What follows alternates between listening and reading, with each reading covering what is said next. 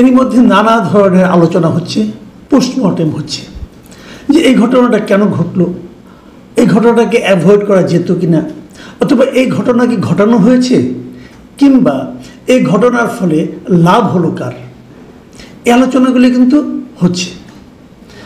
আমরা যদি ঘটনা প্রবাহের দিকে আরও একবার তাকাই, এর মধ্যে আমরা দেখেছি এ নিয়ে বিভিন্ন দলের বিভিন্ন জনের প্রতিক্রিয়া।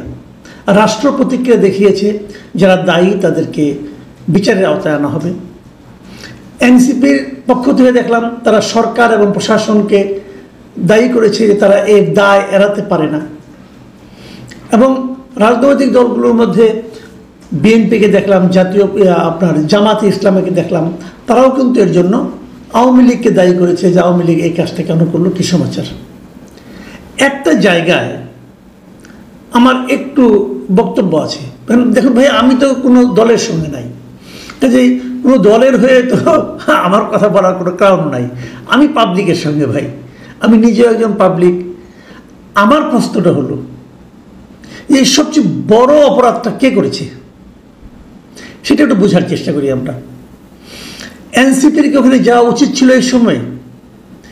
এনসিপি কি ওই এলাকার এনভায়রনমেন্ট, ওই এলাকার মানুষের মন মানসিকতাকে গুরুত্ব দেবে না? এনসিপিকে ওখানে যে উত্তেজনামূলক কথা, উস্কানিমূলক স্লোগান দেওয়া দরকার ছিল? এটা একটা প্রশ্ন হতে পারে। প্রশ্ন হতে পারে এনসিপির মধ্যে একটা পার্টি, যে পার্টি ওখানে এসেছে তারা তো বাংলাদেশেরই একটা পার্টি, গোপালগঞ্জ তো বাংলাদেশেরই একটা অংশ। এনসিপি একটা পার্টি, পলিটিক্যাল পার্টি, সে কি তার রাজনৈতিক কর্মকাণ্ড বাংলাদেশের যে কোনো জায়গায় চালাতে পারবে না? তার কথাগুলো আপনার বিপক্ষে যেতে পারে, তাহলে কি আপনি তাকে অ্যাটাক করবেন? এটাও একটা প্রশ্ন। তৃতীয় যে প্রশ্নটাকে আমি সবচেয়ে বেশি গুরুত্ব দিতে চাই, সেই প্রশ্নটা হলো ওখানে একটা হামলা হয়েছে, বিশৃঙ্খলা হয়েছে, পরস্পরকে ধাওয়া পাল্টা ধাওয়া হয়েছে, সবই হয়েছে। পুলিশ, আর্মি তারা ছিলেন, ভাই গুলি করতে হবে? মানুষকে আপনি মেরে ফেলবেন পাখির মতো? কি এমন ঘটনা ঘটেছিল যে গুলি না করলে হতো না? আমরা তো অনেকগুলি ভিডিও দেখলাম, আমি নিজে একটা ভিডিও দেখলাম, আমাকে একজন পাঠিয়েছেন।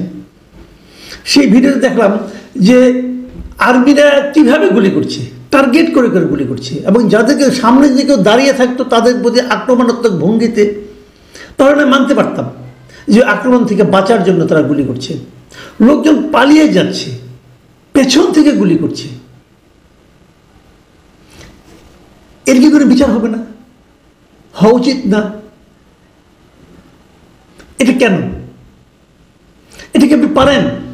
অথচ এই আর্মির কিন্তু, এই সেনাবাহিনীর কিন্তু আমরা প্রশংসা করেছি গত জুলাই আন্দোলনে।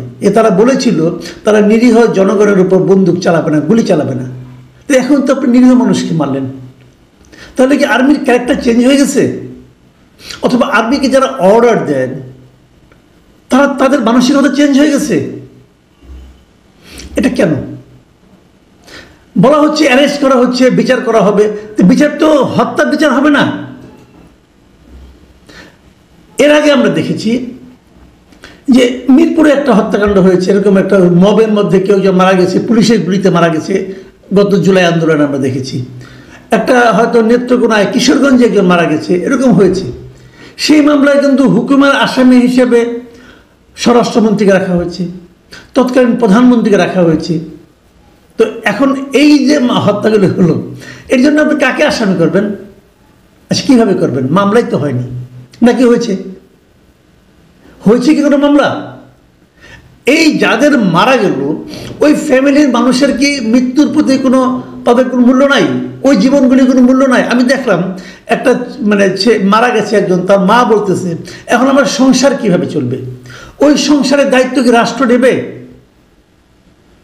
অনেকে মারা গেছে যারা নাকি পথচারী ছিল, যারা কোনো রাজনীতির সঙ্গে জড়িত না। সেই হত্যার দায় কে নেবে? আমি তো এখন পর্যন্ত কোনো সরকারি বিবৃতিতে অথবা প্রেস নোটে নিহতদের প্রতি কোনো সমবেদনা দেখলাম না। বরঞ্চ অ্যারেস্ট করা হচ্ছে কাদেরকে? ওই এলাকার মানুষকে। পুলিশ যখন অ্যারেস্ট করবে, তারা কি দেখে অ্যারেস্ট করবে?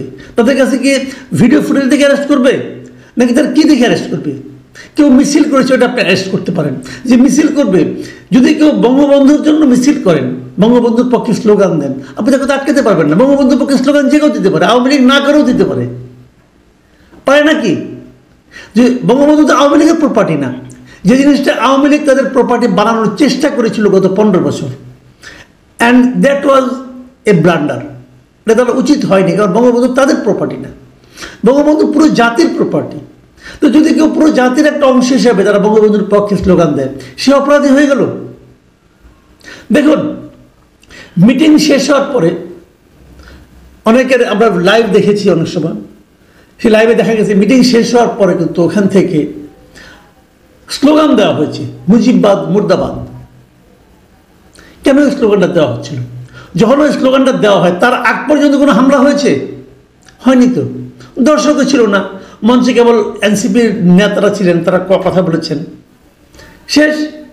তারপরে যখন মুজিববাদ মুর্দাবাদ স্লোগান দেওয়া হতে থাকে একের পরে, তখন তো এটা ওয়ান কাইন্ড অফ ইনভাইটেশন, যে তোমার এলাকায় এসে আমি তোমার নেতার বিরুদ্ধে স্লোগান দেব, তুমি কেন আমাকে মারছো না? এটা ওয়ান কাইন্ড অফ ইনভাইটেশন। এবং ঘটনাগুলো কিন্তু সেভাবে ঘটেছে। তো এই যে বিষয়গুলো, এই বিষয়গুলো কি বিবেচনায় নেওয়া হবে, অথবা বিবেচনায় কি নেওয়া উচিত নয়?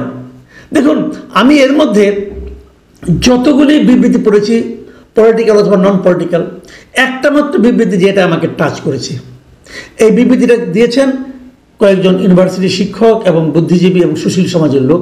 এই আনু মোহাম্মদ, সামিনা লুৎফা, ওনাদেরই সংগঠন, নাম হলো গণতান্ত্রিক অধিকার কমিটি। তারা কি বলেছিলেন শুনেন। এদের কথাটা আমার পছন্দ হয়েছে বলে আমি এটা আপনাদেরকে একটু পড়ে শোনাচ্ছি।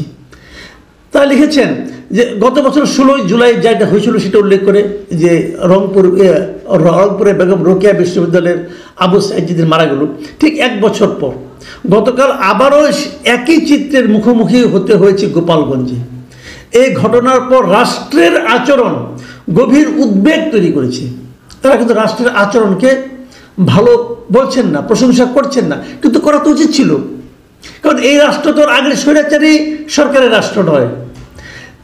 তিনি বলেছেন, মানে ওনাদের বিবৃতিতে বলা হয়েছে যে এনসিপির সমাবেশে হামলার বিষয়ে সরকার ও পুলিশ দ্রুত তদন্তে সক্রিয় হলেও পুলিশের গুলিতে নিহত 4 জনের মৃত্যু নিয়ে এখন পর্যন্ত উচ্চ পর্যায়ে তদন্ত, দায় নির্ধারণ বা ন্যূনতম মানবিক প্রতিক্রিয়া দেখা যায়নি।